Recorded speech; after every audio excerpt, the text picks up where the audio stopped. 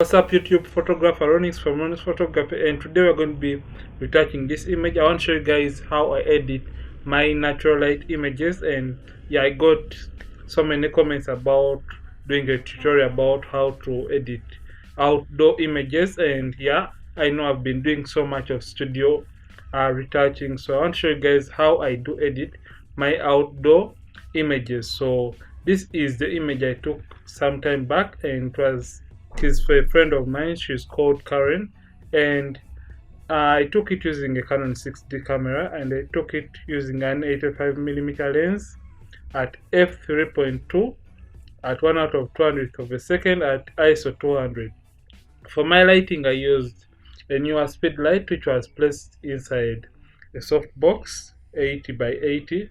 So this is the image. So usually when I'm going to retouch or edit my natural light images, I prefer first of all come to my camera calibration. So what this does, it kind of helps me set the right colors the way I was viewing the image on the screen of my camera. Remember, this is a raw image, and I would advise you guys, whenever you're shooting outdoor images, make sure you shoot raw, because it is a savior. It saves so much, and you can retain so much detail from your images. So I come right to my camera calibration, and I come right to camera profile. So remember, it depends. Your camera profile is how you shoot your picture style for some cameras. So usually when I'm shooting my images, I shoot the images in landscape. You can see either shooting portrait, neutral, or landscape. So when I click on landscape, it will show me this is how I was initially viewing this image on my camera screen at the shoot. So this is the image. So I'm going to come right to my basic panel, and I'm going to do some little bit of adjustments. So I'm going to knock down my highlights completely, because I want to regain this background. You can see the before and the after. Before, after, you can see these blues were lost. So I'm going to also come to my whites, and I'm going to knock them down, yeah, completely, because I want to reduce on this harsh light by my lighting. So I'm going to knock it all the way to around negative 83, and I'm going to come to my blacks, and I'm going to knock them down to around 16. So after this, I'm going to come, yeah, I'm going to come right here to my shadows, and I'm going to pull them up, not completely up. So I'm going to leave it at around 20. Now I'm going to add a little bit of contrast to this image to around 6 can do for this portrait. The other thing I love doing is adding some clarity, 5, and you can see when you play around with your vibrance, you can enhance them to whatever you really like, but I wouldn't advise you to pull it all the way up, because we really want natural but vibrant colors. So I'm going to leave my vibrance at around 23. Yeah, now what I'm going to do after this, I'm going to come right to my detail panel, and I'm going to sharpen this image a little bit more. So I'm going to hold down my Alt button on the keyboard, or my Alt key on the keyboard. So I'm going to click right here and drag. So I want to sharpen the model, so I'm going to drag this masking until I can see the details of the model evidently. So I think that is fine. Then I'm going to come right up, and I'm going to sharpen it to around 50, so you can see how the image looks. So this was the before for the sharpening, and this is the after. Then this, for our adjustments, this is the before and the after. Before, after, you can see how it is. So that's why I advise you guys to always shoot raw. So after this, I usually come to my HSL panel, and I'm going to play around with these colors a little bit, especially my greens and yellows in this image. So I'll come to my hues, and I'm going to play around with my greens and yellows in this image. So you can see it depends on the look you're going in for. So you can see if at all you're going in for an autumn look, you can pull these sliders all the way down. Yeah, I think I love this. But if at all you want to add your greens, blues to your greens, you can drag it all the way up, but that will be too artificial, so I'm going to leave it at around 51 will do for this image. Then I'm going to come to my luminous and I'm going to knock my greens down a little bit because I want my greens to be really compact and dark enough, so when you pull your luminous down you'll be darkening the color, and when you pull it all the way up you'll be lightening the color. So I'm going to knock them down. Then I'm going to come to my saturation, and like I said, I'm only playing around with my greens and yellows in this image, so I'm going to knock this down to around negative, yeah, I think negative 11 will do. And you can see now for the yellows, it depends on what you're going in for. I'm going to leave the yellows right on 0. So I think we are done with doing the basic adjustments. So we're going to start retouching this image. So we're going to open our image in Photoshop. And guys, if at all you haven't subscribed and you're watching, kindly subscribe and don't forget to leave a comment in the comment section. So this is the image. So I usually love, first of all, cropping my images, but for this image I'm not going to crop it because it is one I'm doing for the sake of this tutorial, and I don't think I'm going to post it to my Instagram. But if at all you would love to post for Instagram, you can usually crop, or you can always crop your images in this ratio, which is 4:5 ratio or 8:10 ratio. So this is the image. So we're going to start retouching, and we're going to be using frequency separation and mixer brush tool. So start by duplicating your background layer, Ctrl J on the keyboard. Come to your actions. If at all you don't have this action, I'm going to put the link for you up there, and you'll find your frequency separation action. Download it, and after downloading it, just come right here and you can load your action. Yeah, you can just come here and load it. So when you click load, it will take you where your action is, and you just load it and it will appear right here. So I think I'm done with that. So play your frequency separation action. So click continue. Now we want to blur out, we want to put this slider until we are seeing less of the skin texture of the model. So I'm going to pull this, and for my radius for this image I think 10 is going to do for this image, and I'm going to click OK and continue. So this is African separation group. Yeah, you can just drop down. So come to your high frequency and just create a black and white layer on top of your high frequency, because what this does, it kind of guides us when we are mixing using the mixer brush tool and blending these skin tones together for our beautiful model. So come to your reds and knock them down a little bit, because right now it shows us the imperfect skin tones. So we can see, let me show you something right here.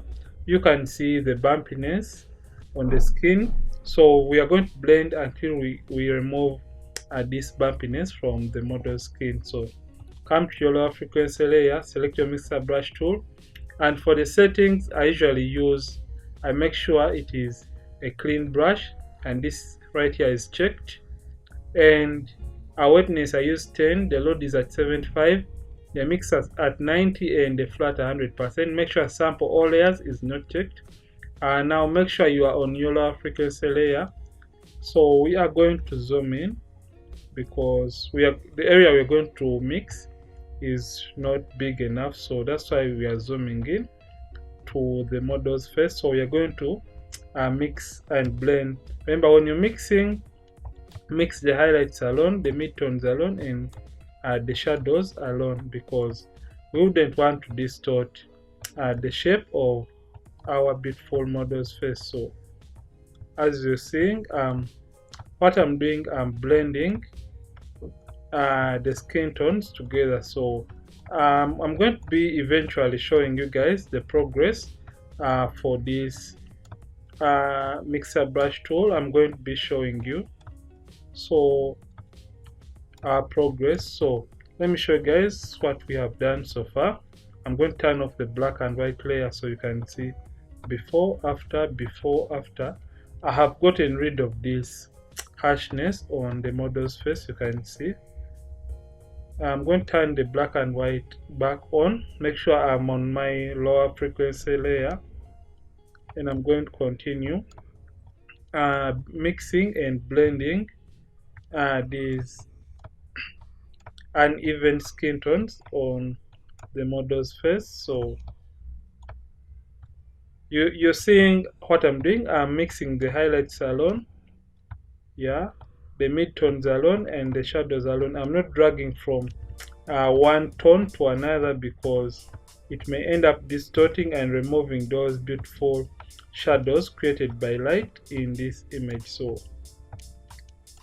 right now I'm blending and mixing the skin tones together, so that, like, I'm kind of harmonizing them. So, and the mixer brush tool is really powerful, guys, and those who are having issues, it is not easy to use, but all you need to do is practice constantly, and yeah, you'll be perfect at it. So right now we are mixing and blending the neck area of the model. So I know most people tend to do the frequency separation on the face, and they tend to, I think I should call it forgetting or ignoring the other parts of the body. So just come and continue blending this unevenness in the skin tones and harmonize them, because we really want a perfect portrait at the end of the day. So yeah, I'm now on the shoulder area. You can see I'm mixing this part alone and the midtones, and we have some shadows right here. Like I said, I'm going to be showing you the progress for each and every part. So before, after, before, after. It is subtle, but it is really enough. You can see before, after, before, after. It is subtle, but it gives us that beautiful look. So we are going to come right down to this the thigh area of the model. And remember, when you're doing it for your close-up images, don't over zoom in, because you may end up distorting each and everything. So for this full image, I had to zoom in because I want to blend the unevenness and the skin tones really well and nicely. So that's what I'm doing right now. And guys, if you're watching, don't forget to subscribe to this channel. I keep on dropping content for you guys, and if you have any suggestion about the next tutorial we should do, you feel free to drop it in the comment in the comment section. Sorry. So I think I should do a session about retouching your images. So if at all you have your images, you can drop the link in the comment section and I'll check them out, and I'll choose the best for a retouching tutorial. I'll choose the best 5 and I will retouch your images. So if at all you're a photographer out there, yeah, this is a chance for you maybe to appear on this channel. So let me show you. This is the before, after. You can see how I have blended this thigh area of the model. You can see the difference, and that is the power of the mixture brush tool, and yeah, that's the magic it can do to your images. So just continue blending these vital areas. I think we are done with that. We are done blending.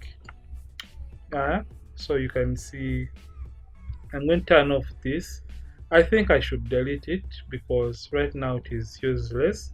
You can see the before and the after. Before, after, you can see the results are really subtle, but it is a beautiful image.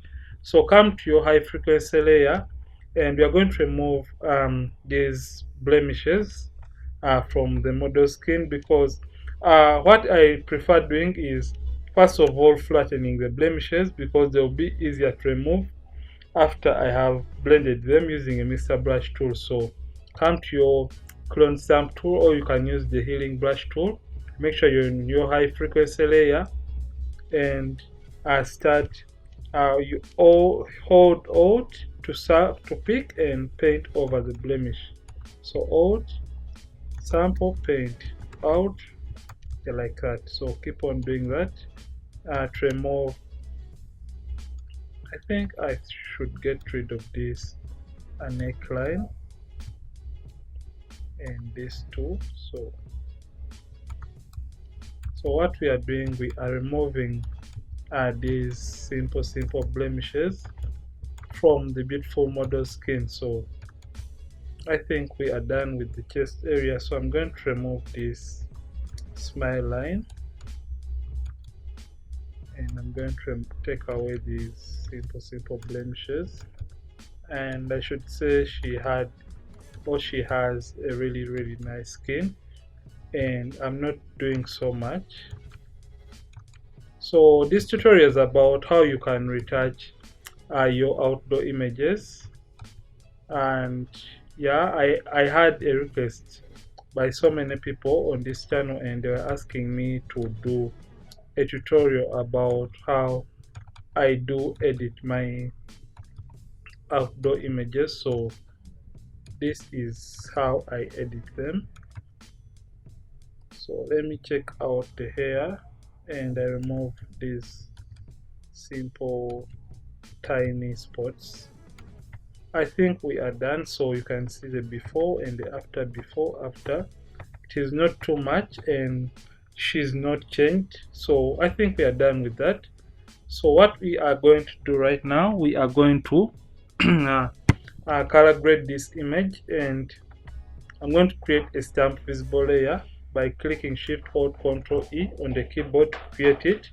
And after creating it, I'm going to come to my selective color first, and I'm going to come to my red channel, and I'm going to add some cyans to my reds, and I'm going to add a little bit of yellows to my reds. So I'm going to leave it at 5. I think that is fine. And I'm going to come right down here to my color mixer or color balance right here, and I'm going to play around with these sliders. So I'm going to first of all play around with my midtones. You can see when you slide you get some different effects. So I'm going to add some little bit of greens to this image. 2 will do. I'm going to add in yellows to my midtones. I think that is fine. And I'm going to come right now to my gradient maps. Click right down here, and if at all you don't have all this, come to photographic toning, click on this gear icon and select photographic toning and click append. So I'm going to select this very one right here, Sapphire Antique. Click OK. I'm going to come to my blending option, and I'm going to select multiply. You can see the image is dark, so come to your opacity and turn down the opacity all the way. So I think this is really fine and nice. So I think that is enough for the color grading. So let me group this, Ctrl G, and I'm going to name this color grading, CG for color grading. So you can see before, after, before, after. It is not too much. So what you're going to do, you're going to do some little bit of eye whitening of the model, and we are going to do some little bit of adjustments on the skin tones. We are going to do some more color grading to the skin. So create a stamp visible layer, Shift Alt Control E on the keyboard to create it, and duplicate it, Control J. Come to filter, then come to camera raw filter. So click, hold down and zoom the eye area, because right now we want to whiten the eye of the model. Click on your adjustment brush tool. Make sure the temperature is at -31, the tint is at 70, and highlights at 5, the whites at 4, and the saturation is all the way down, because we're going to be removing color from the model's eye. So start painting over the white area of the model. So just paint over only the white area, and desist from painting this area because you don't want to have unnatural or robotic eyes. So I think that is fine, or we can add a little bit of 35, can do. So you can see the eye is white, before, after, before, after. So we're going to come to the second eye, and we're going to do the same for this eye. Come and paint over this white area of the eye. So paint it, and I think we are done with for eye whitening. You can see before, after, before, after. The eyes are now white. So what you're going to do, you're going to color grade this image once more. Come to your camera calibration, and we are going to play around with these sliders. So you can see this affects only the red in the image. So I'm going to come and I'm going to pull this to -3, and I'm going to come to my green primary, and I'm going to put it at 6. So I'm going to come to my hues, and I'm going to pull my blue primary to around 8. 8 will do for this image. I think that is too much. I think shall leave it at 5. I'm going to click OK. So you can see this is our image. So this is the before and the after for the camera raw. It is not too much. And right now what I'm going to do, I'm going to put all we have done in a group. Shift, and I'm going to select our frequency separation.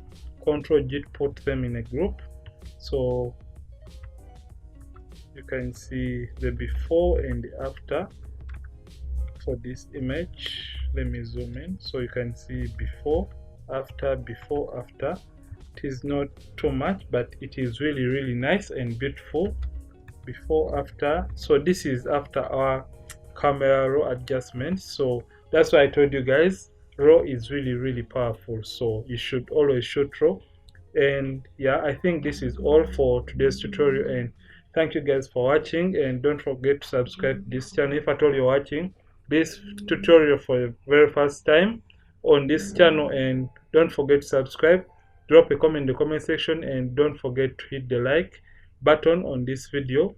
I'm Ronix from Ronix Photography.